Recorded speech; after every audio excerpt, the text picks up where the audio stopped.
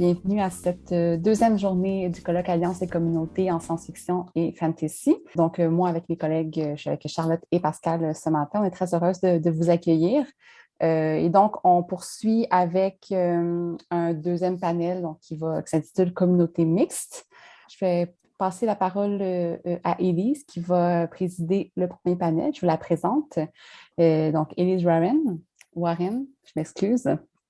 Donc, après avoir terminé une maîtrise en études littéraires sur les possibilités de la science-fiction féministe à l'UQAM, Élise Warren entame son doctorat sous la direction de Laurie Saint-Martin, toujours à l'UQAM, dans lequel elle s'intéresse à l'écriture du corps et de la survivance sous une approche écoféministe. Donc, c'est elle qui va diriger le panel. Je te laisse la parole, Élise. Merci Marion. Donc, je suis vraiment ravie de vous voir tout le monde aujourd'hui. Aujourd'hui, on va avoir l'occasion d'entendre 3 présentations. Donc, en ordre, ça va être une présentation de Sylvain Brem, ensuite de Song Wang, puis après d'Emmanuel Lescouet. Donc, je vais vous les présenter une à la suite de l'autre et aussi vous nommer leur présentation. Puis ensuite, on va avoir la période de questions à la fin. Donc, je vous invite vraiment à prendre en note vos questions au fur et à mesure pour pouvoir les poser à la fin. Donc, si vous me permettez, on va commencer tout de suite. Sylvain, si tu es prêt, je vais te présenter. Donc, Sylvain Brem est professeur au département d'études littéraires de l'UQAM et membre du Centre Figura. Ses recherches portent principalement sur l'enseignement de la littérature et la littérature jeunesse, en particulier la production destinée à un lectorat adolescent. Il est l'auteur de plusieurs articles et ouvrages consacrés à ces objets de recherche, dont Discours, usages et traces de l'expérience esthétique en contexte scolaire, Formes, les enjeux de la transmission dans les fictions contemporaines pour adolescents et adolescentes, ainsi que Fiction historique pour la jeunesse en France et au Québec. Donc, Sylvain Brem, aujourd'hui, va nous présenter sa communication, une double alliance, la dynamique des relations au sein d'une communauté mixte. Donc, je vous laisse la parole. Merci Élise, merci Charlotte, Marion et Pascal. Pour ce beau colloque, je suis ravi en passant à de revoir des visages familiers et puis de faire la connaissance de nouvelles personnes. Donc, merci à vous toutes. Alors, publié au début des années 2000 dans le sillage du cycle de Philippe Pullman à la croisée des mondes et des premiers tomes de la saga Harry Potter, la trilogie La quête d'Ewillan de Pierre Bottero s'est imposée comme une œuvre majeure de la fantasy jeunesse francophone. Bien que foisonnante et portée par de nombreux personnages, l'intrigue est relativement simple. Je vais essayer de la résumer en quelques lignes. Camille est une adolescente surdouée, vivant dans une riche famille adoptive qui ne lui témoigne aucune affection. Elle vit également isolée à l'école et n'a qu'un seul ami, Salim, un garçon facétieux mais totalement dévoué. Camille découvre de manière fortuite sa capacité à faire ce qu'on appelle un pas de côté, c'est-à-dire à se transporter dans un monde alternatif, en l'occurrence le monde de Gwenda Lavire, et elle découvre par la même occasion son don exceptionnel dans l'art du dessin. L'art du dessin consiste à agir sur le réel en se projetant dans une dimension parallèle appelée l'imagination, avec un I majuscule. Camille apprend que ses parents l'ont caché, ainsi que son frère Mathieu, dont elle ignorait l'existence jusqu'alors. Donc, dans notre monde, au moment où une guerre a éclaté dans le Gwenda Lavire, progressivement, une petite troupe hétéroclite s'agrège autour d'elle jusqu'à ce qu'elle parvienne à libérer ses parents, maintenus captifs par leurs ennemis, et à sauver l'empire du Gwenda Lavire. La trilogie de Bottero soulève plusieurs enjeux intéressants au regard de la question des alliances et des communautés en fantasy, car si elle apparaît comme, je cite, une figure féminine de l'enfant sauveur, Camille, alias Ewillan, surmonte tous les obstacles grâce au soutien constant de plusieurs autres personnages, dont 2 jeunes femmes un peu plus âgées qu'elle. Or, comme l'écrit Viviane Berg, que je cite, étant elle-même mouvement, la quête entraîne la fluctuation des identités individuelles et sa trajectoire problématise l'articulation entre liberté et destin en interrogeant la marge d'action de l'individu dans un monde où tout est lié. Fin de citation. De fait, au gré des péripéties, la plupart des personnages définissent ou redéfinissent leur rôle et leur place dans la petite troupe et par extension dans le monde. On peut dès lors s'interroger sur les caractéristiques et les effets de la dynamique relationnelle au sein de la communauté improvisée, élective et surtout mixte formée autour d'Ewillan. Encore une fois, je dirais Camille ou Ewillan, mais il s'agit bien de la même personne. Pour ce faire, je me propose d'analyser les liens noués entre Camille et les personnages masculins du groupe, Pardon, excusez-moi. Je leur propose d'analyser les liens noués entre cette dernière et les deux autres jeunes femmes, puis d'examiner les relations entre ce trio féminin et les personnages masculins du groupe, afin de déterminer en quoi cette double alliance permet dans une certaine mesure de promouvoir une communauté fondée sur un principe de réciprocité et d'égalité, ainsi qu'une redistribution de rôles traditionnellement genrés. Le résumé de l'intrigue que j'ai présenté il y a un instant met au jour la parenté de la quête des Whelan avec plusieurs romans de fantasy jeunesse appartenant à la catégorie des romans dits d'apprentissage. À l'instar, par exemple, de la saga Harry Potter ou de la trilogie Le Livre des Étoiles, la quête des Whelan actualise plusieurs motifs caractéristiques du genre, tels la figure de l'orphelin, de l'élève et de ses mentors, de même que la thématique du voyage et de la rencontre. Alors, si Camille n'est pas à proprement parler une orpheline, en faisant un pas de côté vers le monde de Gwendalivir, elle s'affranchit de la tutelle de parents adoptifs qui ne lui ont jamais manifesté d'affection et ne retrouve de toute façon ses parents biologiques qu'à la toute fin de la trilogie. En revanche, durant sa quête, elle est entourée d'individus au profil varié, dont deux jeunes femmes, Elana, une marchande, c'est un peu une sorte de ninja là, dans le monde de Gwendalivir, donc Elana qui prend part à la quête de Camille dès le début et Siam dont l'apparition dans l'intrigue est beaucoup plus tardive. Alors bien qu'Elana et plus encore Siam assument un rôle secondaire, ce ne sont pas les héroïnes, donc elles assument un rôle secondaire dans l'intrigue, leur présence n'en est pas moins déterminante. D'une part, en effet, elles se révèlent de farouches combattantes et des alliés sincères. D'autre part, en tant que personnages féminins, elles apportent une contribution décisive au versant plus personnel de la quête de Camille. En effet, comme le souligne Alain-Michel Boyer, que je cite, dans ce type de récit, l'aventure est conquête avant tout. Donc, conquête de l'espace, de l'univers et surtout de soi. Fin de citation. Or, comme l'explique la sociologue de l'adolescence Caroline Moulin, cette quête identitaire à l'adolescence s'opère le plus souvent dans des espaces d'intimité monosexués, que Caroline Moulin nomme des replis homolatiques. Alors, toujours selon Caroline Moulin, que je cite à nouveau, l'intimité homolatique se pose comme espace d'apprentissage d'une continuité identitaire par identification au semblable et par distanciation d'avec les différences générationnelles et sexuées. Fin de citation. Donc, je m'intéresserai à la distanciation d'avec la différence sexuée dans la seconde partie de mon intervention. Pour l'instant, j'aimerais montrer que l'inscription des trois personnages féminins dans un même horizon générationnel est un élément central de la dynamique relationnelle qui s'instaure au cours de l'aventure. L'âge de Camille, en particulier, nous est révélé avec insistance dès l'incipit du premier tome. Je cite, « Camille était âgée exactement de 4900 jours, soit un peu plus de 13 ans, la première fois qu'elle effectua un pas de côté. » On apprend un peu plus tard que Siam, pour sa part, a 18 ans. Quant à Elana, elle est incontestablement la plus accomplie et la plus expérimentée des trois, notamment parce qu'elle a déjà achevé sa formation de marche-ombre. Je cite, « Sa propre adolescence lui semblait à des centaines d'années de distance et Camille dégageait une aura de fraîcheur bienfaisante. » Fin de citation. Malgré tout, elle se montre irritée lorsque Camille s'adresse à elle en la vouvoyant. Je cite à nouveau, « S'il te plaît, tutoie-moi, je n'ai que 25 ans, l'âge d'être ta sœur, pas ta grand-mère. » Fin de citation. Alors, plus qu'une manifestation d'agisme ou de coquetterie, l'insistance à se distancier ainsi des générations antérieures exprime, selon moi, la volonté de maintenir un lien de proximité, de connivence avec l'adolescente. Camille, de son côté, présente déjà les signes d'une maturité précoce. Je cite, lapsus, insensiblement, on était attiré par l'aura qui se dégageait d'elle et qui était tenue en bride par la partie encore infantile de son être. Elle pouvait se comporter en gamine et une seconde plus tard, montrer une profondeur de caractère étonnante, même pour une adulte. Fin de citation. Alors, en ce sens, Elana, Camille et Siam peuvent être considérées comme des jeunes filles, ou peut-être plus des jeunes femmes, en considérant, à la suite de Pierre Péju, que je cite, que la jeunesse désigne cette période de la vie qui n'est plus l'enfance, mais au cours de laquelle l'être humain n'a pas encore été soumis à l'épreuve de la répétition. Il n'a pas encore conscience de la destructivité du temps et de la pulsion de mort, pouvant ainsi se propulser vers l'avenir avec toute l'énergie que donne cette ignorance. Fin de citation. La complicité unissant les trois jeunes femmes ne repose pas uniquement sur leur commune jeunesse, mais également sur les affinités de leur caractère.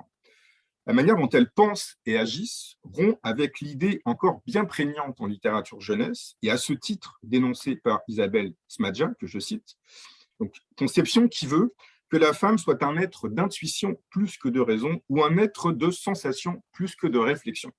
Fin de citation. Alors Pierre Bottero s'inscrit résolument en faux contre cette conception stéréotypée et sexiste. Dès l'incipit de la trilogie, Camille est en effet décrite comme une adolescente aux dispositions intellectuelles hors du commun. Son, je cite, esprit de jeune surdoué, fin de citation, sera d'ailleurs salué par plusieurs personnages masculins et adultes, dont Merwin, pourtant considéré comme un dessinateur mythique aux pouvoirs inégalés.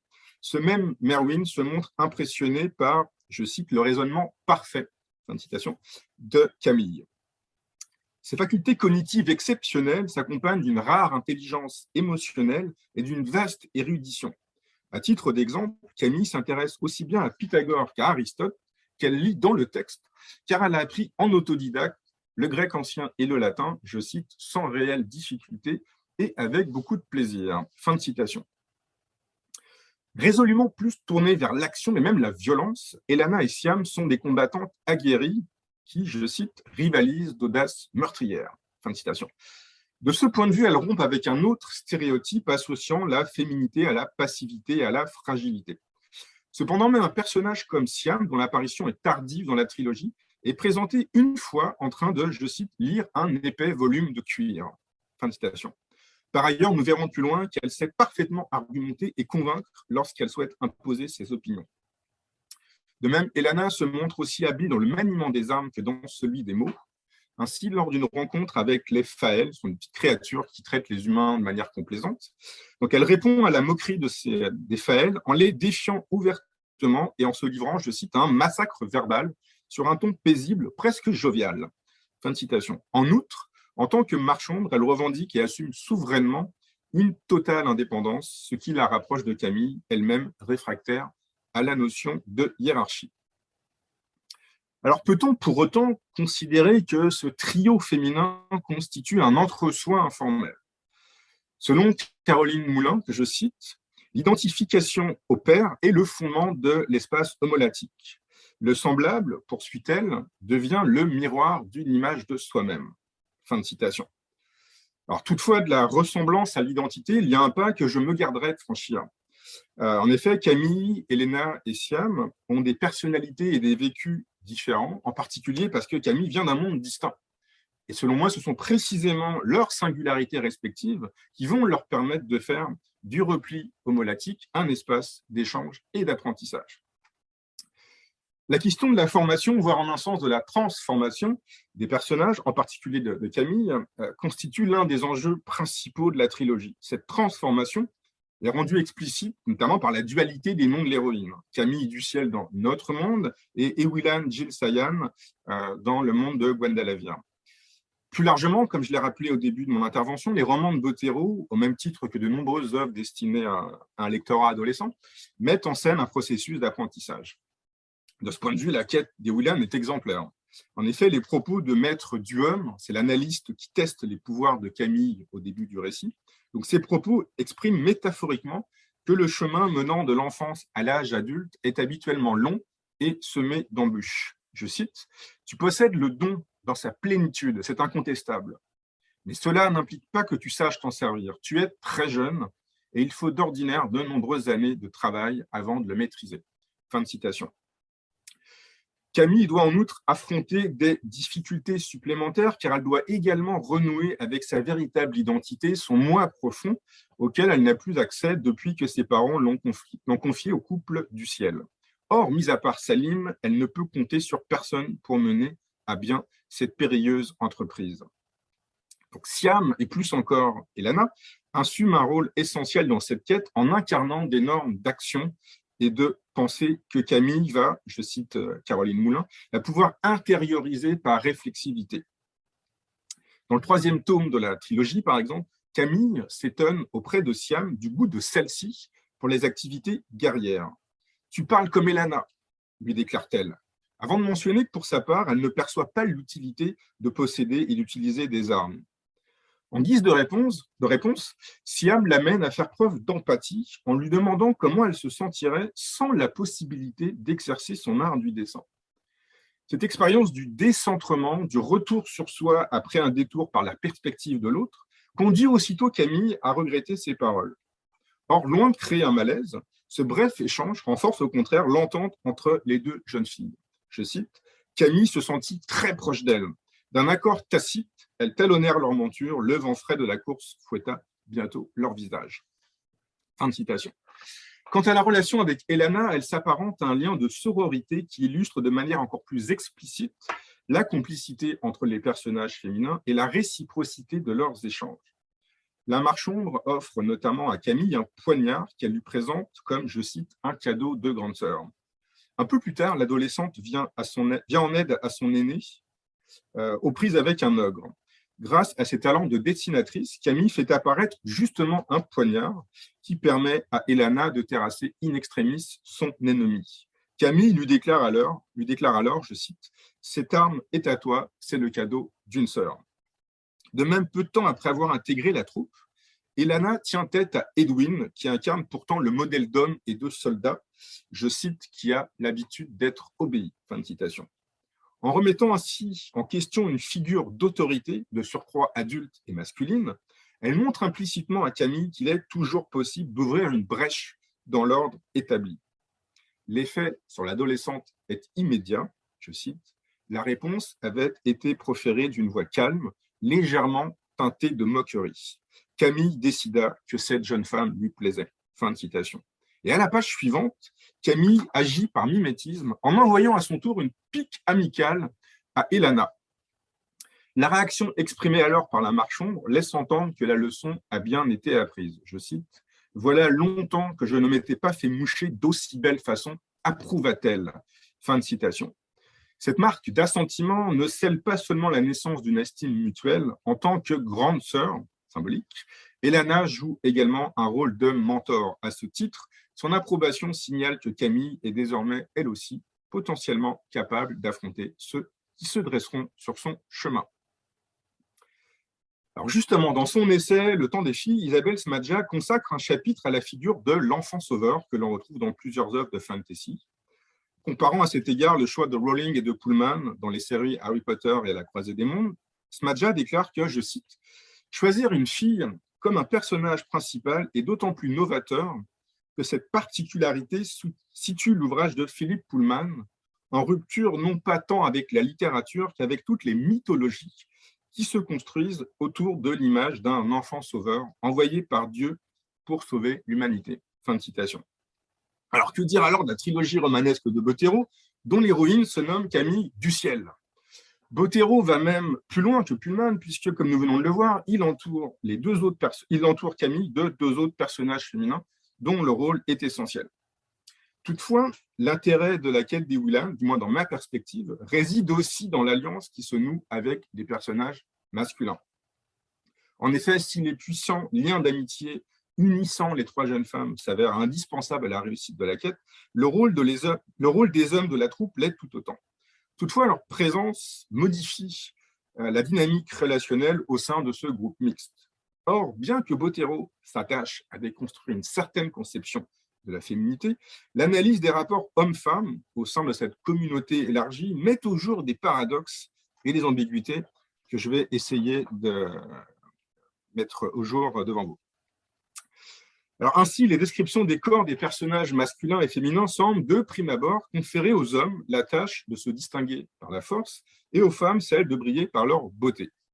Même si l'embonpoint de Björn est souligné à plusieurs reprises et que Maniel est, donc ce sont deux guerriers, Björn et Maniel, et que Maniel est ridiculisé par Elana lors d'une joute amicale, ils sont comparés comme Edwin à, je cite, des colosses. Edwin est même l'archétype du super-héros popularisé par des films comme Rambo ou Conan le Barbare. Je cite, « C'est un homme assez grand, aux cheveux courts coupés en brosse, déjà presque blanc, bien que Camille ne lui donnât pas plus de 40 ans. Il était vêtu d'une tenue foncée de cuir brut qui mettait en valeur la puissance de ses épaules. Son visage tout en méplat et sa peau mate faisait ressortir le gris de son regard. » Fin de citation.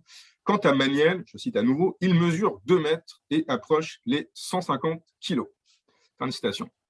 Les 3 jeunes femmes, quant à elles, incarnent ce que Pierre Péju nomme, je cite, « la beauté du féminin jeune, faite de fraîcheur et d'éclat. » Cette beauté est le nom donné au rayonnement du désirable. Fin de citation.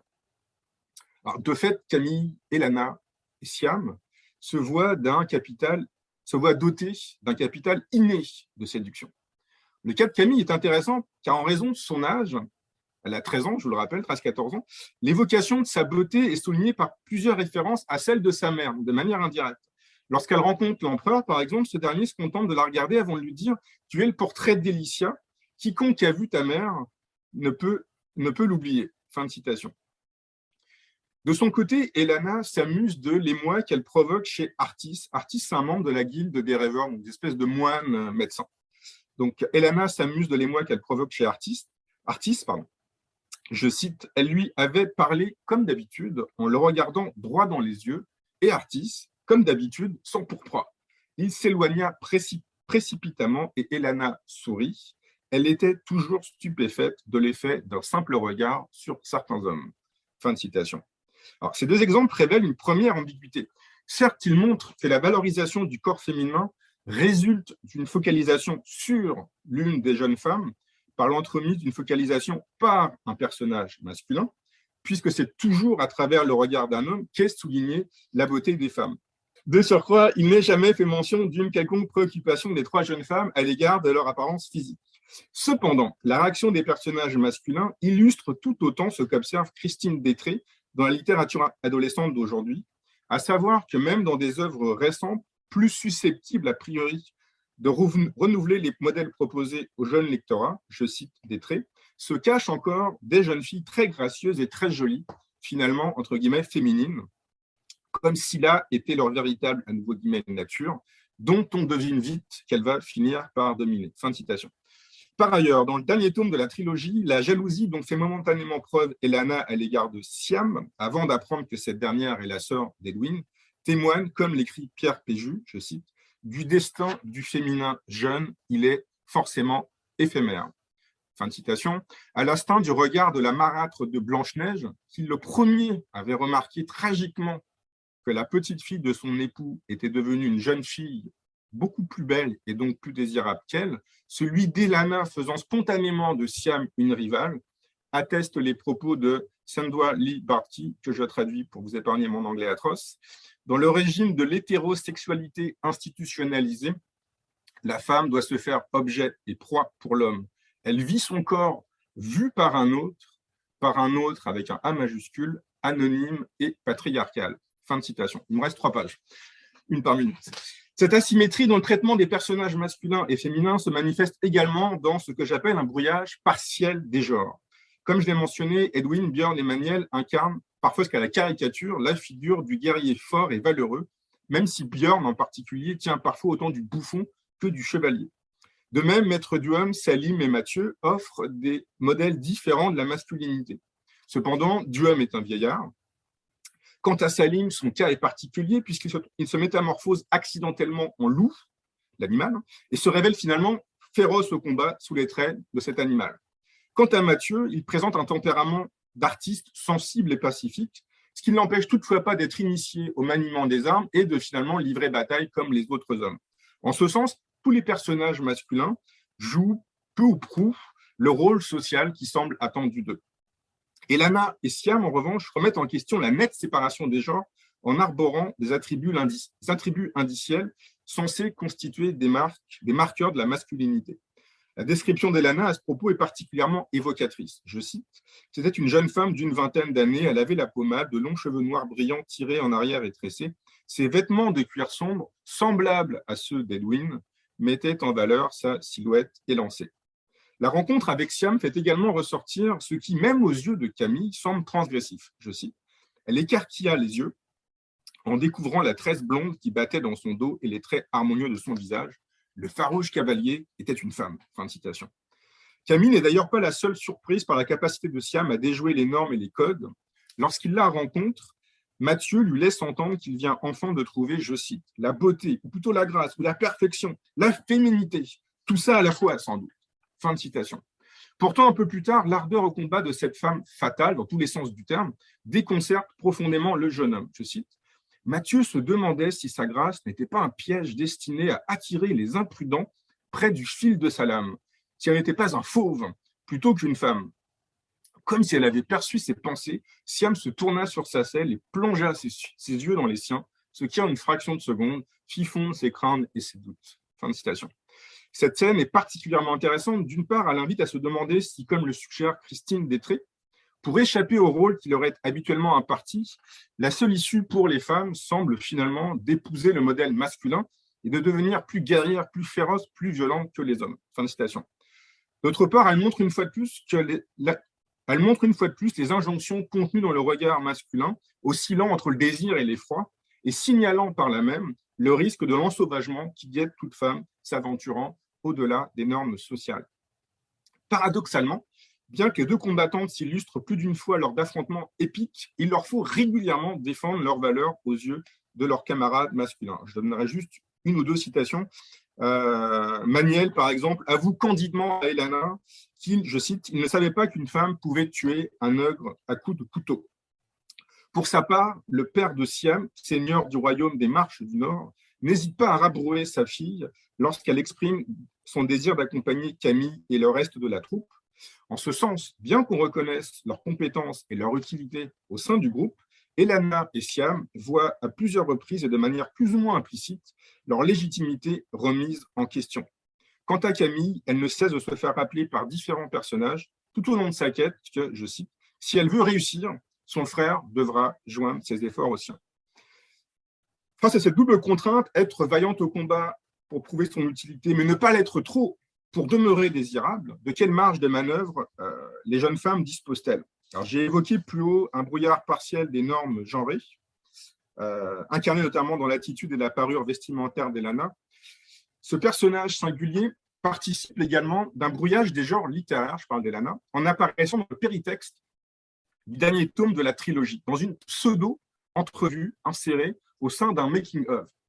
Interrogée sur l'idylle qu'elle noue avec Edwin, Camille en dénonce aussitôt le caractère stéréotypé et s'amuse précisément des clichés présents dans le texte. Je les cite. La quête des Whelan est un simple roman. L'auteur se targue de mettre en place des situations insolites, mais je vous assure que l'histoire d'amour en filigrane entre le chef charismatique et la rebelle hyper féminine est totalement éculée. Fin de citation. De manière moins spectaculaire, Camille, Elana et Siam ne se laissent guère impressionner par leurs compagnons. Au contraire, non seulement elles font entendre leur voix, mais la plupart du temps, elles finissent par imposer leur opinion ou leur volonté. Siam, par exemple, dans l'exemple que j'évoquais tantôt, sort doublement victorieuse de la confrontation avec son père. Elle obtient, donc non seulement elle obtient gain de cause, mais elle y parvient en, je cite, en pesant ses mots face à son père qui, lui, s'est laissé emporter. Donc on retrouve bien l'opposition entre raison et émotion, mais dans un rapport inversé. Quant à Camille et Elana, elles n'hésitent pas à remettre en cause l'organisation verticale d'un pouvoir détenu par des hommes, notamment l'empereur et Edwin, qui le représente. Donc la première, en imposant que tous ceux et celles qui le souhaitent puissent continuer à la suivre. La seconde, en exigeant, je cite, d'étaler sur la table en toute égalité la suite de l'aventure. Ce faisant, elles obtiennent qu'Edwin, je cite, accepte d'écouter les arguments des autres membres de la troupe et surtout, elles permettent l'émergence d'une communauté régie par un principe de solidarité et de réciprocité entre tous ceux et celles qui la composent, par-delà les différences de genre ou d'âge. Je conclus. Merci pour votre patience. Alors, comme l'ont signalé plusieurs spécialistes des genres de l'imaginaire, dont William Blanc et Anne Besson, la fantasy s'est souvent vue reprocher son caractère intrinsèquement réactionnaire. Pourtant, comme le montre Besson, en évoquant des mondes imaginaires, la fantasy nous parle bel et bien de notre monde. À cet égard, le fait que les habitants de Gwendalavir expliquent à Camille que leur monde est peuplé de descendants d'humains qui ont fait un pas de côté plusieurs siècles auparavant, et que Camille elle-même fasse plusieurs allers-retours entre les deux mondes, rend d'autant plus pertinente l'analyse des rapports entre les différents membres de la joyeuse bande formée autour de l'héroïne de la quête des Whelan. Alors, cette œuvre se distingue à tout le moins dans le paysage de la fantasy jeunesse francophone par la volonté de Bottero de mettre à l'avant-plan une héroïne accompagné d'une diversité de personnages dotés tous d'une réelle consistance. 20 ans après sa parution, cependant, force est néanmoins de reconnaître que si elle parvient efficacement à mettre en évidence la construction sociale du féminin, elle offre parfois une vision paradoxale, ambiguë des rapports hommes-femmes. De même, en dépit des déclarations de Siam et d'Elana, notamment dans l'entrevue fictive de cette dernière, la trilogie propose une conception assez conformiste de ces rapports, d'une part parce que tous les personnages trouvent un partenaire amoureux ou aspirent à en trouver un, d'autre part parce que ce rêve de conjugalité s'inscrit dans un cadre strictement hétérosexuel. Dernier paragraphe, Anne Besson conclut son essai « Les pouvoirs de l'enchantement » en soulignant la pertinence des fictions de l'imaginaire qui sont, selon elle, porteuses, je cite, d'un enchantement nécessaire, de la possibilité pour chacun d'imaginer mieux, de garder ouvert un espace pour rêver autre chose, un monde meilleur, un avenir différent. Fin de citation. En ce sens, la quête des Whelan offre effectivement une réponse au désenchantement de notre monde polarisé et fragmenté par l'hyper-individualisme en proposant un modèle de communauté élective dans laquelle chacun est au service de tous et réciproquement. Merci. Merci beaucoup. Merci Sylvain. Donc, on va tout de suite passer à la prochaine présentation de Song Hwan, qui est doctorante en première année en littérature comparée au sein de Sorbonne Université sous la direction de M. Bernard Franco. Son projet de recherche a pour objet la féminité exotique, en guillemets. Dans la littérature, j'ai perdu mon... dans la littérature et la danse classique orientaliste du 19e. Elle a fait une communication intitulée « Point cardinal et les danseurs de l'aube, le corps hybride, objet de rébellion » pour la journée d'études de Festival transversal 2021 Trans en danse, organisée par l'Université Rennes 2. Et Song Hwan va nous présenter sa communication « L'alliance des individus dans la série fantasy comme représentation des groupes minoritaires », une lecture politique de l'œuvre de Leigh Bardugo. Donc, je vous laisse la parole. Je vais commencer. Les romans des jeunes adultes d'aujourd'hui sont devenus des champs de recherche et d'expérimentation qui évoquent des enjeux politiques pour éduquer la nouvelle génération tout en gardant la dimension ludique. Dans, par exemple, The Hate You Give d'Angie Thomas, un mouvement politique contre la violence policière contre les personnes de couleur est raconté à travers le point de vue d'une adolescente innocente qui est elle-même une victime. Dans The Poet X d'Elisabeth Acevedo, une adolescente vivant à Harlem raconte les obstacles d'intégration sociale de sa famille avec la poésie slam.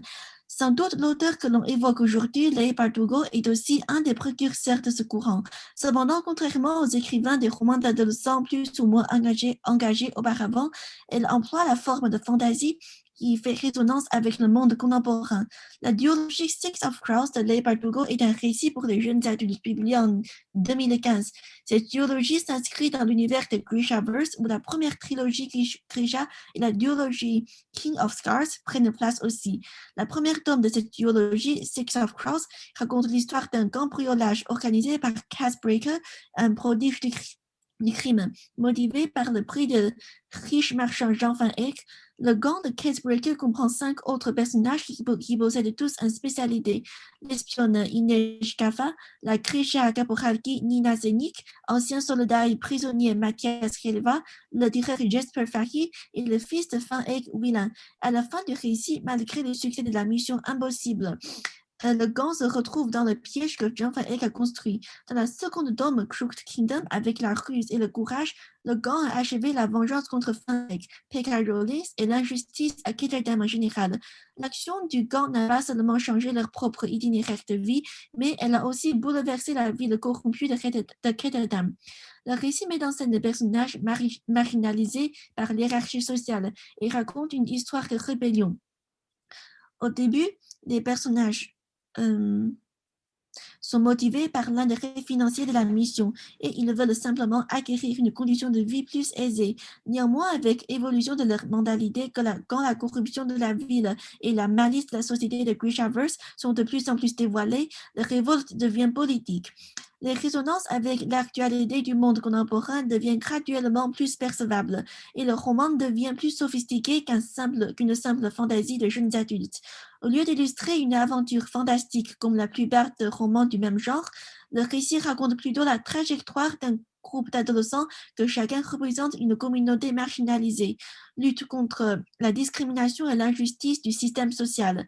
De cette façon, en considérant que cette duologie est destinée aux jeunes lecteurs, elle possède des valeurs éducatives très apparentes, car elle suscite des réflexions sur notre société. D'une perspective féministe, les deux protagonistes féminins du roman, Inês et Nina, sont des modèles d'anti-héroïnes traditionnelles. En étant tous les deux des anciennes prostituées, elles sont l'opposition des princesses ou des demoiselles en détresse qui apparaissent très souvent dans la littérature conventionnelle, et elles forment une nouvelle image d'héroïne soldat ou guerrière. Nous pouvons poser la question suivante. Comment Bartugo reflète les problématiques contemporaines dans son récit fantastique pour susciter les révoltes non seulement contre la construction sociale, mais aussi pour la représentation littéraire en général. Dans un premier temps, nous analyserons les allusions géographiques et historiques dans le récit qui rappellent le lecteur des événements réels. Dans un deuxième temps, nous étudierons la construction des personnages féminines anti-héroïnes dans le roman. Dans un dernier temps, nous nous attarderons sur l'aspect psychoanalytique de l'œuvre qui fonde l'amitié et l'alliance sur le concept de trauma. Les allusions au monde réel sont principalement manifestées par les toponymes et ainsi les langages fabriqués de chaque pays imaginé. Selon la carte du monde Grisha, le continent est divisé par les trois grands pays, Fjerda, Ravka et Shuhan. Fjerda fait explicitement allusion à l'Allemagne, où les pays germanophones, grosso modo, parlent le langage du peuple. Guten Morgen signifie bonjour en Fjerda et cela fait allusion à l'expression allemande Guten Morgen. La prononciation de Truskella fait vaguement allusion à la phonétique des langues germaniques qui multiplient les consonnes. De plus, les caractéristiques physiques des Fjerdans, notamment des cheveux blonds ou blancs, la peau blanche, la grande taille et le corps musclé construisent une image de caucasien par excellence. Le pays Chou fait explicitement allusion au pays d'Asie par son nom qui ressemble à un mot chinois et le nom des personnages issus de ce pays, Bo Yul Payul et Kue Yu Payul, font égaux à la prononciation des noms coréens. La caractéristique physique du peuple chou est très percevable. Comme la trilogie de Grisha avait souligné, Alina subit des discriminations délicates à cause de sa racine chou. Aussi, le peuple chou est marqué par les cheveux noirs, qui est un trait que l'on distribue beaucoup aux Asiatiques. Les habitants des autres pays caractérisent le peuple chou comme autre, comme ils sont physiquement et culturellement très différents.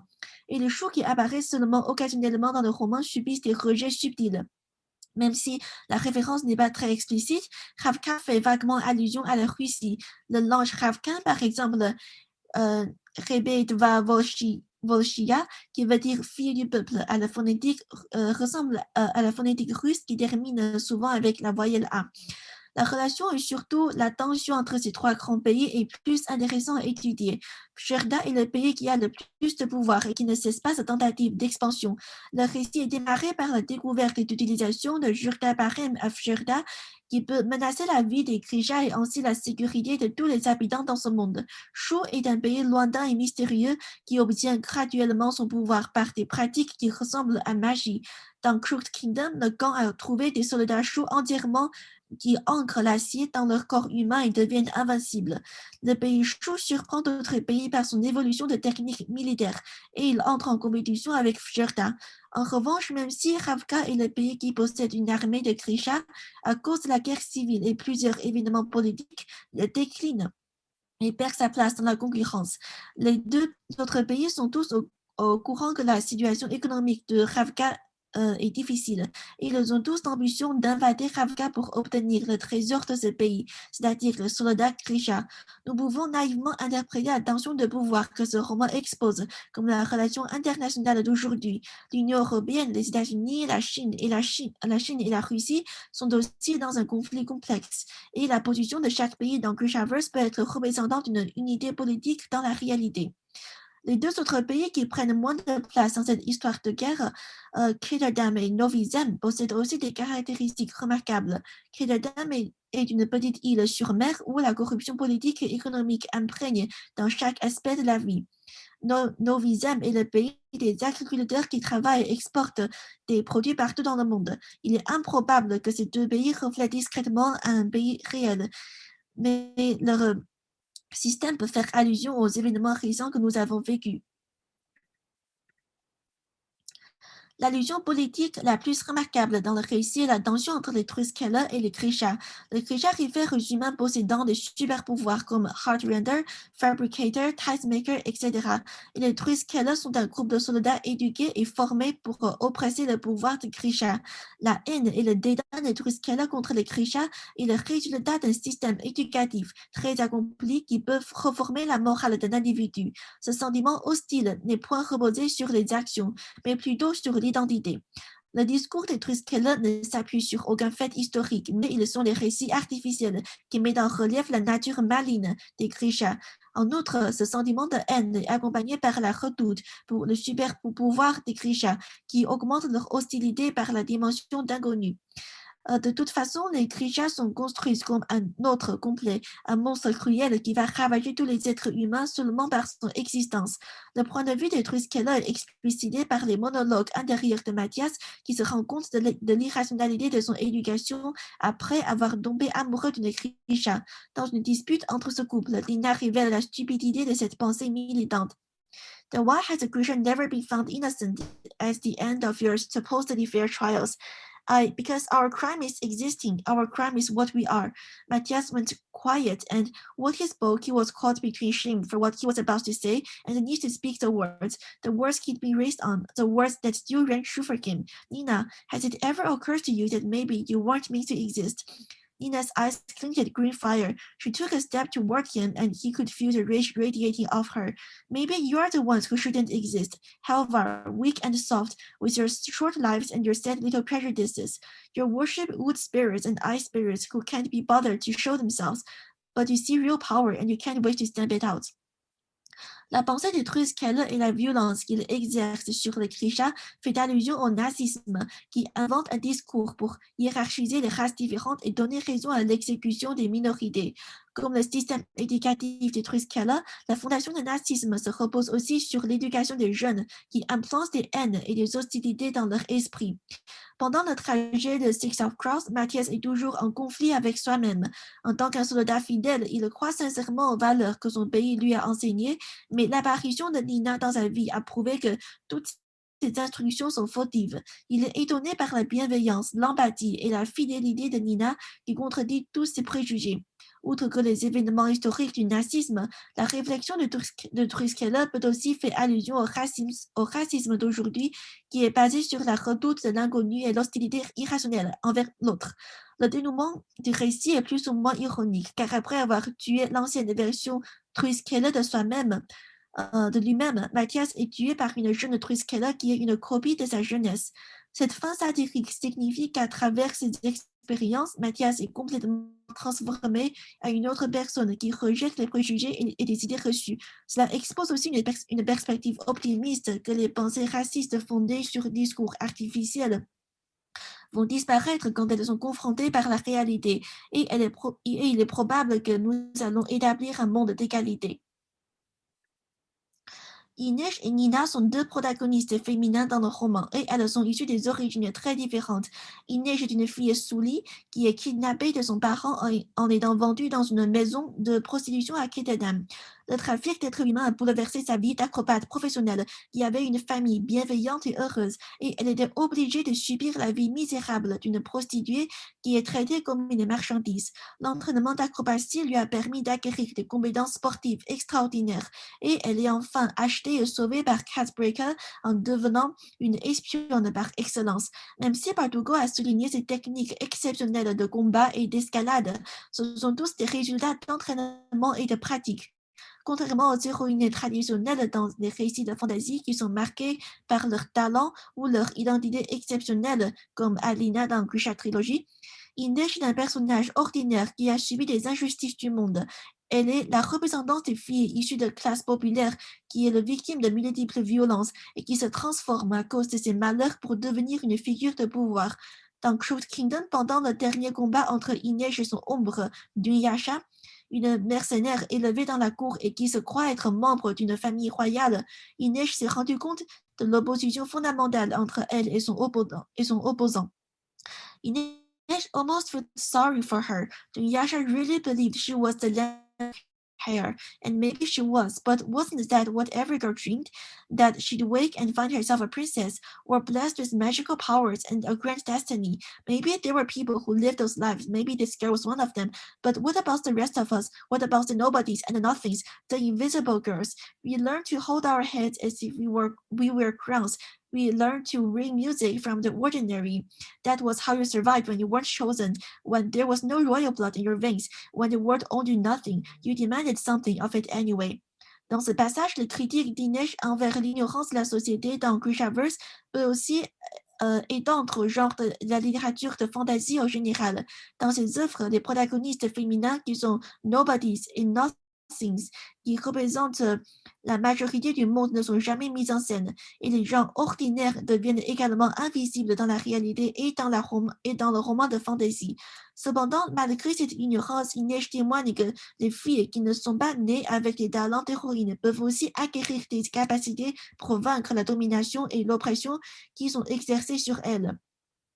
Inê's foot crossed the edge of one of the metal scrolls, and then she understood. She didn't have her opponent's training or education or fine white clothes. She would never be as useless as she could not wish to be, but she knew the city inside out. It was the source of her suffering and the proving ground for her strength. Like it or not, Kitterdam, brutal, dirty, hopeless Kitterdam had become her home, and she would defend it. She knew its rooftops the way she knew the squeaky stairs of the slat, the way she knew the cobblestones and alleys of the stave. She knew every inch of the city like a map of her heart. À la fin, Inêt a vaincu son ombre par sa familiarité avec la ville de Kitterdam.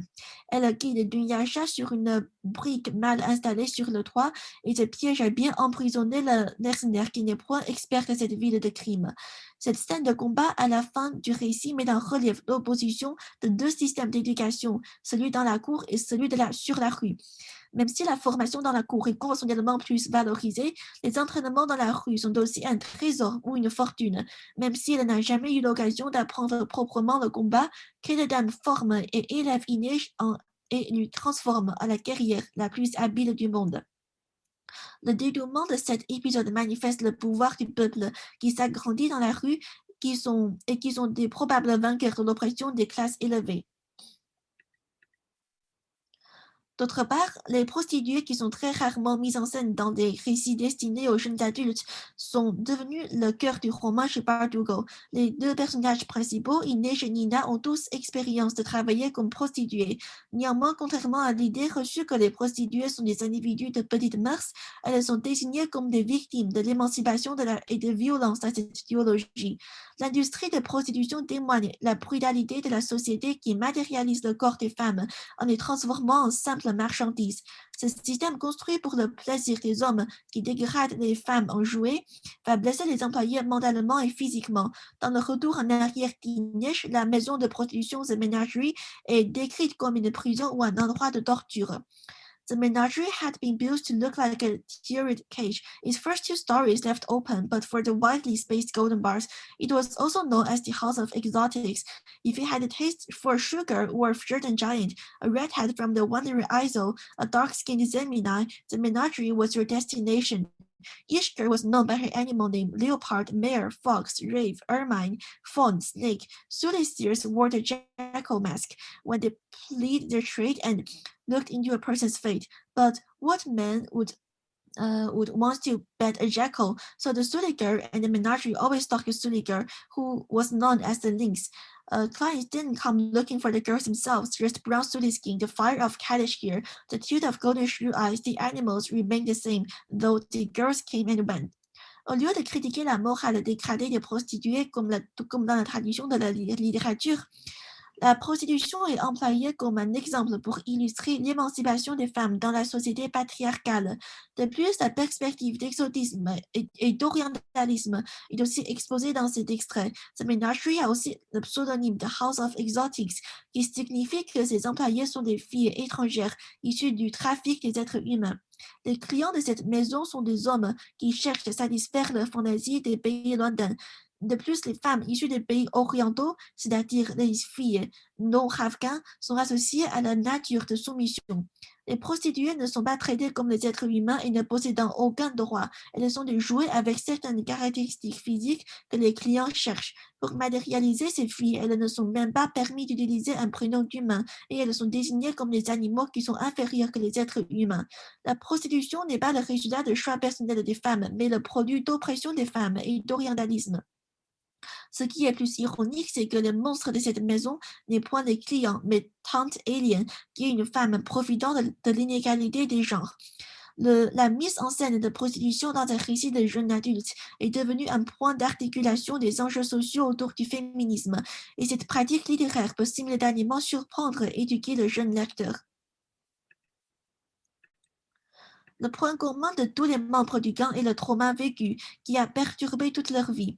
Même si la cause de ce trauma n'est pas toujours explicitée dans les dialogues, ce sentiment commun leur aide à développer le sens de communauté et d'amitié. Le gang est un groupe accueillant des individus issus de plusieurs groupes minoritaires, y inclut des personnes handicapées, les LGBTQ+, des personnes de couleur, etc. Dans cette collectivité, les individus partagent le sentiment identique, qui est le trajet de la société qui leur ont sévèrement marqué et blessé.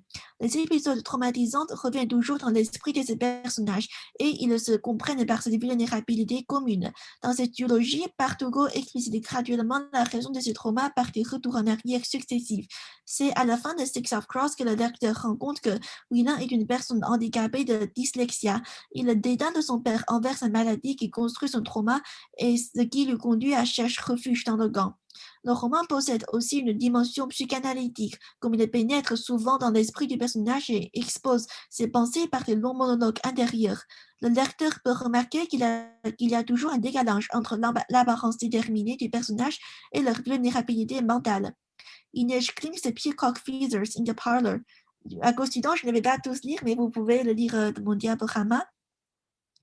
La mémoire traumatisante d'Inesh est déclenchée par la vue ou juste un aperçu de l'endroit où elle a travaillé. Son angoisse s'élève subitement sans aucune raison et elle replonge dans les épisodes de maltraitance malgré le fait qu'elle n'est plus en danger. La maison de prostitution est comme une ombre qui la hante toujours et elle ne peut jamais échapper de cette mémoire de honte et de douleur. De plus, le héros de ce roman Cass est aussi hanté par la mémoire associée à la mort de son frère. Même s'il explicite très rarement sa vulnérabilité, il niche sans naturellement cette connexion avec lui en développant des sentiments intimes entre eux. Comme cet extrait avait souligné, la touche est ce qui déclenche le trauma de Cass, car elle lui rappelle de l'épisode brutal de la mort de son frère qui lui a transformé en monstre. En aidant la figure de pouvoir par l'apparence, Cass possède cette vulnérabilité mentale qui lui oblige de voiler son cœur au reste du monde. Sa jambe paralysée est le résultat mineur du catastrophe qu'il a vécu et le trauma psychologique qui n'est pas percevable par apparence est la vraie conséquence de cette expérience traumatisante. Les images vicieuses qui réapparaissent dans son esprit sans cesse ont reformulé sa nature en lui transformant un individu cruel et monstrueux qui semble ne pas avoir empathie pour les autres. À la fin de Crooked Kingdom, Cass essaie de se guérir par enlever les gants et retrouver confort dans la douche. La duologie Six of Cross expose que les criminels, les minorités et surtout les révoltants sont des gens mentalement blessés ou détruits. Le lecteur va avoir compassion pour Cass qui était décrit comme un monstre au début, car il est aussi une victime de la violence du monde. À la fin, pour venger P.K. Rowling qui a résulté à la mort de Jordi, Cass décide de transporter ce trauma et toutes les angoisses liées à une mémoire hantée à lui. À cause des menaces exagérées, P.K. Rowling va vivre dans la redoute comme une personne rejetée par la société. But it was more than that. Breaker had got into his head. Pekka couldn't stop thinking of his boy, his perfect boy, buried beneath clods of earth, screaming for him, pleading for his father, and Pekka unable to come to his rescue. Sometimes his son was crying from somewhere in the fields, but he didn't know where to dig. Sometimes Pekka was the one lying in the grave, paralyzed as the earth was piled on top of him, like at first, a patter of rain. Then in heavy clouds that filled his mouth and stole the breath from his chest. Bien que Cass n'a point fait du mal au fils de Rollins, il a réussi à transmettre cette image et le sentiment d'angoisse extrême dans sa mentalité. Et ce trauma va toujours lui suivre. La vengeance dans Six of Cross ne consiste pas seulement à bouleverser l'hiérarchisation sociale pour que le gang puisse acquérir une condition de vie plus aisée, mais aussi de guérir les groupes minoritaires du trauma et de passer ce trauma aux individus qui ont fait du tort. Une partie essentielle du développement des personnages de Bardugo est leur amitié, qui est aussi un thème récurrent dans le genre de jeunes adultes. L'amitié principale représentée dans le texte est expliquée méthodiquement à travers leur confrontation individuelle avec trauma et le manque d'environnement de famille stable est fondamental pour cela, qui est un problème commun avec les protagonistes. Nous pouvons faire une association avec le Topoi dans les textes de LGBTQ+, qui met en scène des familles de choix. Le trauma de perdre sa famille et la façon que la famille retrouvée fonctionne dans le texte. L'expectation d'une famille est inversée par plusieurs façons dans ce texte. Et il n'existe pas un exemple durant d'une famille nucléaire, c'est-à-dire mère, père et 2 enfants, pour tous les personnages. Cass quitte ses parents et perd son frère, et il est toujours sous l'impact de l'événement de la mort de son frère. Il est une partie du gang, mais il est encore séparé de ses membres. Cass knew the moment Cass entered the sled, per Haskell's favorite lieutenant was home. Inej réfère au sled comme sa maison, mais il est clair que Cass possède une résidence différente que la plupart des membres dans le club. Cela est essentiellement la maison selon la version de Cass, un endroit où il est aussi considéré comme un lieutenant. Il est incapable de se reposer car il est toujours sur ses gardes dans sa propre maison. Quand Cass et les autres sauve Mattia de Hellgate, il dit « Hellgate will have been paradise to me as a child », même si Hellgate est une prison brutale. Bardugo continue à fournir des évidences très amples pour le déplacement de Cass d'une vraie maison dans la façon qu'il interagit avec Jasper. Le début de texte expose l'excitation de Cass envers Jasper, quelqu'un qui partage la maison de Cass dans le slat. Même s'il finit par faire confiance à lui après qu'il a torturé le traître Big Bolliger, Cass pense qu'il could have told Jasper that he knew he wasn't dirt, reminded him that he trusted him enough to make him his only real second in a fight, même s'il n'en est pas. À ce point, dans le texte, Cass tient encore son gant à distance, incapable de permettre lui-même à trouver une autre famille. Les interactions entre Cass et Jasper sont réminiscentes de la façon que Cass interagit avec Jordy dans les retours en arrière. Quand il trouve que Hudson leur ont escroqué qu'il est parti, Jordy garde cette information à lui-même. Il se met un masque pour que Cass puisse être optimiste de leur situation, qui est exactement ce que Cass fait constamment pour Jasper. Il garde ses secrets, comme la connaissance de la trahison de Big Bolliger pour protéger son gang. Il est aussi intéressant de marquer que les prénoms de Jasper et Jordy commencent tous par un G. Cela est une pièce d'évidence que Bardugo place manifestement les caractères comme une nouvelle famille que Cass va créer. Le manque de famille pour les protagonistes est consistant. D'autre part, Bardugo met en relief le modèle d'amitié homosociale entre Nina et Inej, qui deviennent très amicales au cours de la première tome. Bardugo joue avec l'idée d'autonomie tout au long du texte, et surtout avec Nina et Inej. Quand leur relation peut être simplifiée à un modèle homosocial que plusieurs auteurs emploient, il existe aussi des expériences profondes partagées concernant leur liberté et la liberté de leur peuple, qui les réunissent ensemble. Inej et Nina ne sont pas les Six of Cross équivalentes à femmes blanches, mais elles sont persécutées pour leur religion et race. Elles sont aussi ouvertement sexualisées par Tante Alien et elles réacquérissent leur droit de sexualité après avoir libéré du statut de propriété. Inej et Nina ne sont pas nécessairement des personnages sentimentaux et elles ne dépendent pas à la douceur du genre pour exister dans l'intrigue du texte.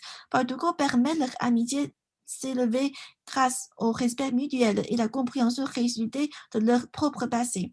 Inej et Nina s'entraident pour sortir de leur trauma dans une façon différente que d'autres personnages peuvent atteindre. Cela est ce qui transforme leur amitié genrée à une relation unique. Et je vais conclure, Agostino. Pour conclure, Bardugo cherche à revendiquer à travers son roman des jeunes adultes qui évoquent des sujets sensibles et en les détournant par le genre de roman fantasy.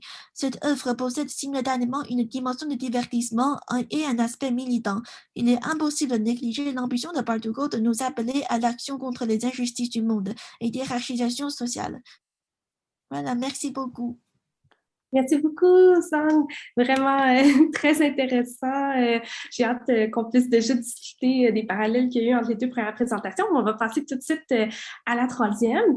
Donc, je vais présenter Emmanuelle Lescouet, qui est candidate au doctorat au département de littérature de langue française à l'Université de Montréal, sous la direction de Marcello Vitale Rossati. Son projet s'intéresse aux gestes en lecture, en environnement numérique, à la lecture de fiction et particulièrement à l'immersion. Elle travaille au sein de la chaire de recherche du Canada sur les écritures numériques et coordonne le répertoire des écritures numériques au sein du projet de recherche littérature québécoise mobile. Ses recherches s'intéressent à la lecture notamment aux questions d'immersion ainsi qu'aux cultures de l'imaginaire. Donc, Emmanuelle va nous présenter aujourd'hui sa communication intitulée « Penser le savoir en commun, communauté universitaire ». Donc, je vous laisse la parole, Emmanuelle. Merci beaucoup. Je vais essayer de faire vite puisqu'on est déjà en dehors du temps, mais... Donc, on va passer sur l'introduction tout de suite. Ça, on va essayer de rattraper un peu de temps. La construction d'un univers second repose en grande partie sur sa définition et son exposition au lecteur ou à la lectrice. La compréhension de l'univers est importante pour l'immersion dans le texte. Si la Xéno-encyclopédie, introduite par Richard Saint-Gelais, est primordiale en science-fiction, comme le rappelle Irène Langlais en 2006, ses équivalents existent pour la fantasy. Comme l'explique Anne Besson, je vous ai mis la citation à l'écran. Or, la construction de l'univers repose sur des règles, comme un terrain de jeu ludique. Cette vision de la littérature de genre est discutable, mais pour les univers ludiques, l'existence de règles claires sont un atout non négligeable pour sa compréhension. Il devient alors plus simple de savoir si les personnages jouent ou se comportent selon les règles exposées et qu'est-ce qui va bien pouvoir leur arriver. Pour que ce savoir soit exposé, il doit avoir une épaisseur diégétique. Les personnages doivent le connaître en amont et donc l'avoir découvert en premier lieu. Or, la connaissance ne naît jamais, même dans les univers les plus éloignés des nôtres, d'un individu isolé. Dans ce sens même, il est l'expression d'une communauté, d'un travail commun, voire public. Nous y reviendrons. Comme le collectif Reconstruire l'université a pu le démontrer depuis 2012. On y reviendra également. La place du savoir et de sa circulation sera mon objet aujourd'hui. Les univers de l'imaginaire, et principalement les univers de fantasy, gèrent et représentent le savoir. Nous verrons que les problématiques d'ouverture de ce dernier, de son accès, de sa conservation et de sa valorisation sont au cœur de ces réflexions, mais également que les discours ainsi portés sur les institutions, notamment académiques, sont lourds de sens pour nos économies du savoir, notamment universitaires. Ce qu'Anne Besson a pu démontrer dans Les pouvoirs de l'enchantement, paru en 2021, ou ce qui était évoqué et démontré dans Why We Need Dragons de Daniel Baker en 2002. Je vais y m'intéresser à quelques exemples au sein d'un corpus très très large.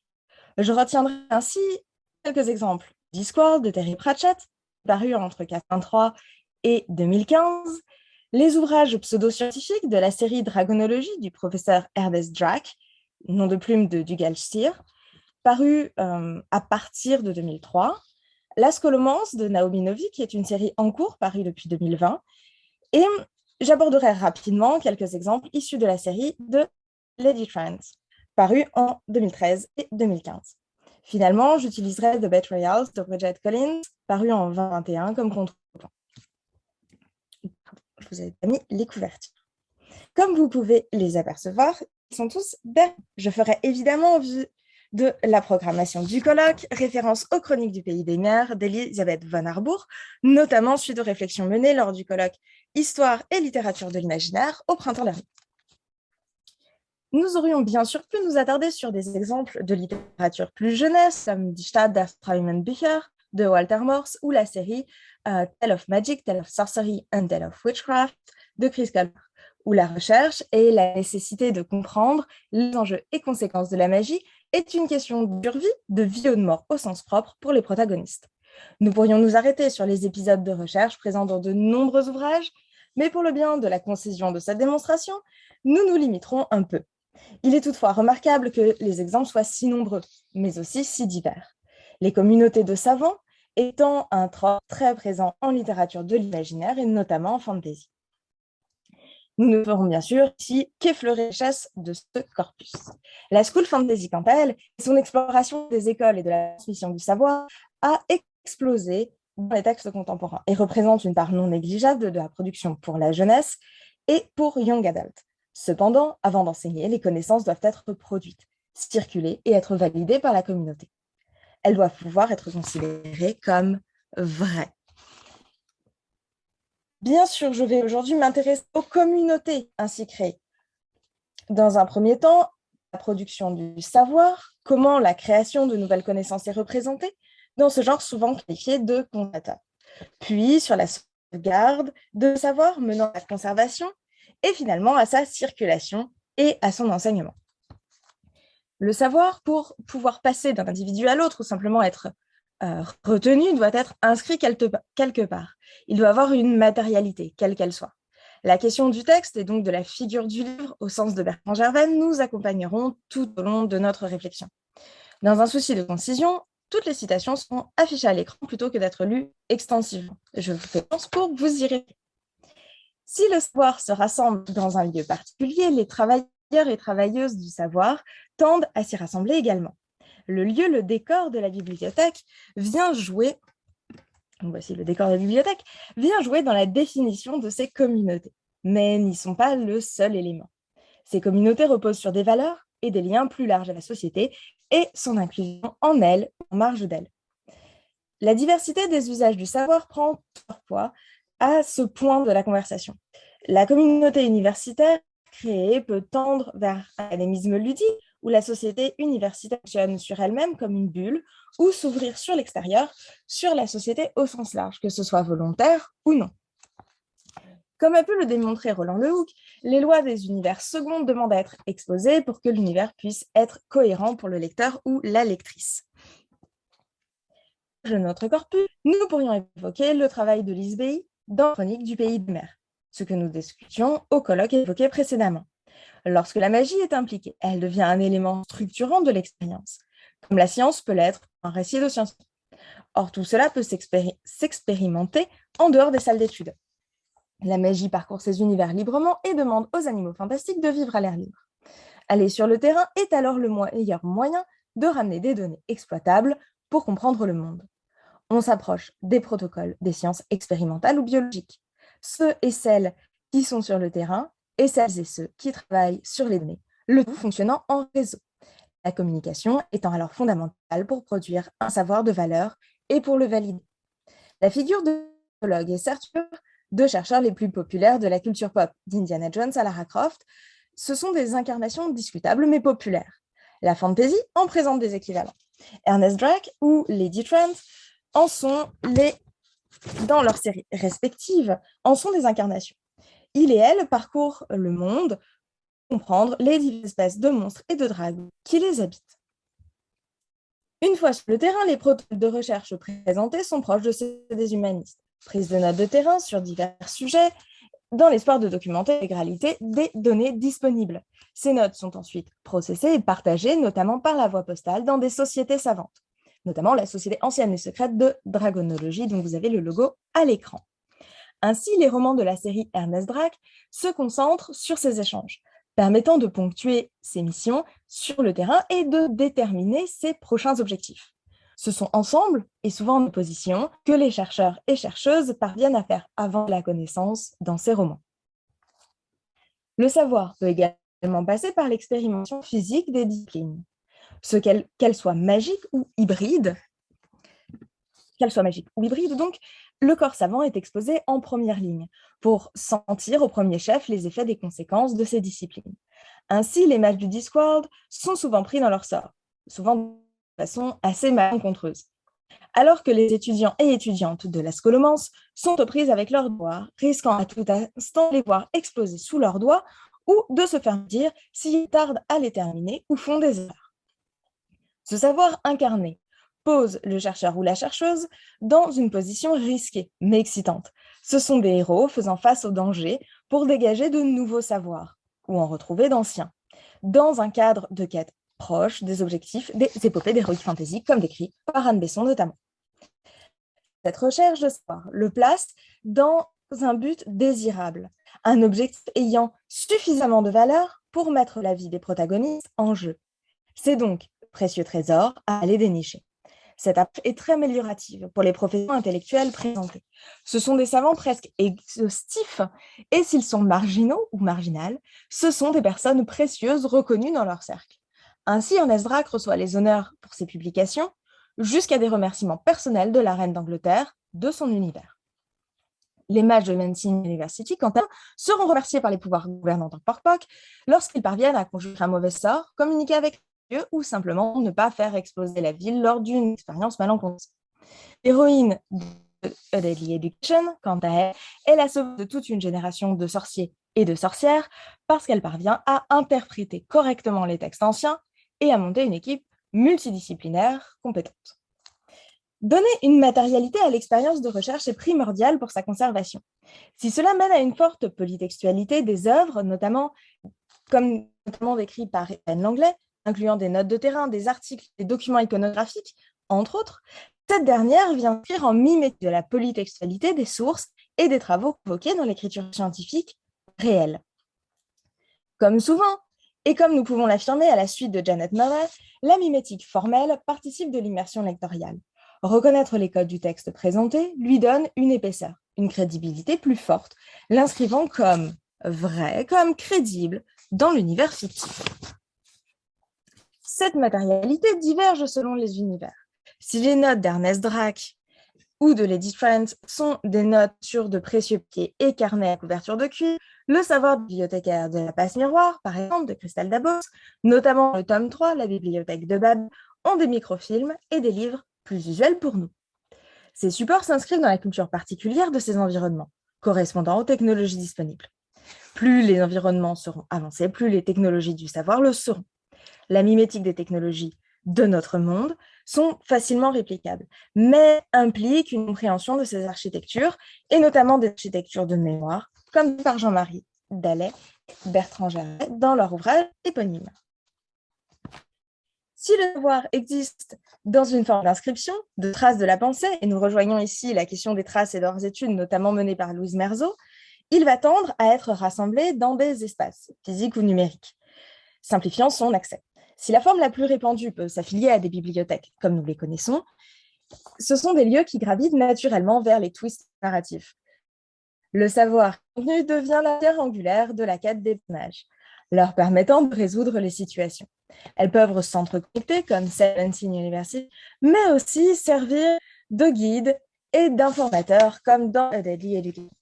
Dans cette dernière, l'école académie est capable elle-même de soumettre les textes qu'elle pense pertinents pour les étudiants et étudiantes, de leur assigner certaines langues, de leur offrir des sorts particuliers généralement issus de bibliothèques privées, mais oubliées. Ces emprunts étant le meilleur moyen de faire circuler la connaissance de ce monde. Et elles s'emploient tous et toutes à les apprendre, à les traduire, pour en faire le meilleur usage possible face aux monstres qui les aillent et aux problèmes du monde futur auxquels elles seront confrontées. Le fait que le savoir en lui-même puisse mener à des lieux conscients, ou du moins prêts à être utiles par eux-mêmes, permet une multitude d'intrigues. Nous y reviendrons évidemment en évoquant les cas plus précis de notre corpus. Ces écritures permettent également des recherches secondes, qui nous sont familières en sciences humaines, en littérature notamment. L'étude de textes, notamment de grimoires, et je vous renvoie sur la question aux études d'Owen Davies. Si le monde fictif est effectivement régi par la magie, la comprendre est nécessaire.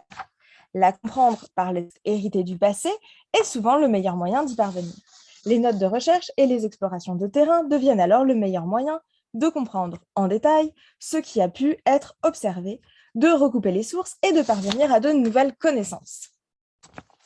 Nous pourrons citer les travaux phylogénétiques de Lise Bailly dans les chroniques du Pays d'Art lorsqu'elle est confrontée au carnet de Hald et des travaux de documentation montés entre les livres. Cette production de savoir second peut être illustrée par la scholomance. Les étudiants et étudiantes ne sortant pas de l'école de toute leur adolescence jusqu'à ce qu'on pourrait considérer l'obtention d'un doctorat par le meurtre répété de monstres, ils n'ont pas d'expérience autre que celle prodiguée à l'intérieur des murs de l'institution. Or, celle-ci est majoritairement obtenue à partir des textes que l'institution elle-même leur confie. Ce sont ces textes qui vont permettre aux protagonistes de comprendre comment se sortir de cette école infestée de monstres et avoir une chance de construire un monde plus durable, socialement, globalement et ensemble.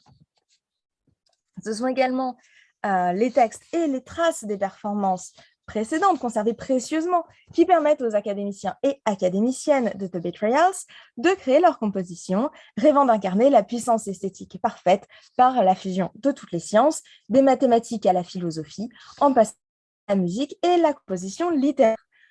Le tout en espérant recomposer le monde fictif à l'étude.